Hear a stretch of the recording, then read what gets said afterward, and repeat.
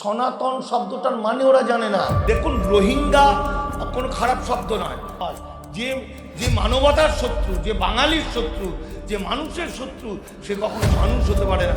এই ভূতকে আমরা ভূত ছাড়িয়ে দেওয়ার ওষুধ জানি। বিজেপিকে জিজ্ঞাসা করতে হবে সনাতন শব্দটার মানে ওরা জানে না।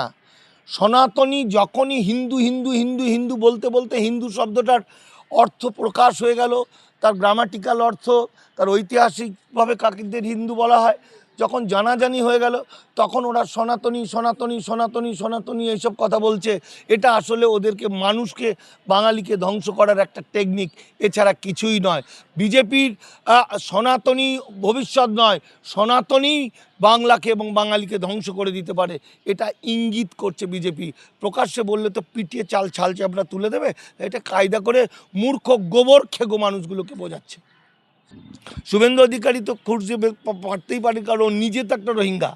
তার কারণ হচ্ছে, দেখুন, রোহিঙ্গা কোনো খারাপ শব্দ নয়। আরাকান প্রদেশের মানুষরা রোহিঙ্গা, তাদের রোহিঙ্গা বলা হয়, যেমন বাংলার লোকেদেরকে বাঙালি বলা হয়। এবং রোহিঙ্গারাও কিন্তু অখণ্ড ভারতের ভূমি সন্তান, যেমনভাবে শুভেন্দু অধিকারীর মা এই অখণ্ড ভারতের ভূমি সন্তান ছিলেন। একই জিনিস। আজকে রোহিঙ্গাদেরকে খারাপ কথা বলে, রোহিঙ্গাদের নাম, অসহায় এই রোহিঙ্গা মানুষগুলোর নামে খারাপ খারাপ কথা বলে তার বিজেপিপন্থী মানুষদের মাথাটা খেয়ে নিয়েছে।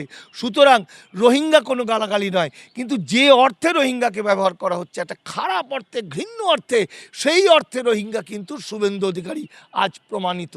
ফলে রোহিঙ্গাকে শেষ করার অর্থ হচ্ছে শুভেন্দু অধিকারীকে শেষ করা। কারণ 14 তারিখে বা 24 তারিখে যখনই এসআইআরের ফাইনাল রিপোর্ট বেরোবে এবং দেখা যাবে কোটি কোটি মানুষ শেষ হয়ে যাবে, বিপদে পড়ে যাবে, বন্ডেড লেবার হয়ে পথে যাবে, তখন কিন্তু তার 2 দিনও বাঁচতে পারবে না। ওই রোহিঙ্গাকে আগে জব্দ করে দেবে, আগে কোতল করে দেবে বাংলার মানুষ।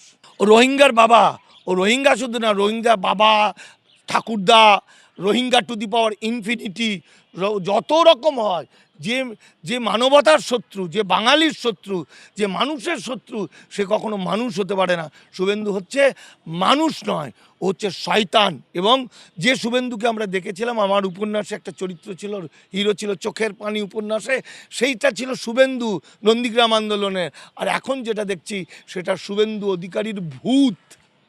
সুতরাং এই ভূতকে আমরা ভূত ছাড়িয়ে দেওয়ার ওষুধ জানি।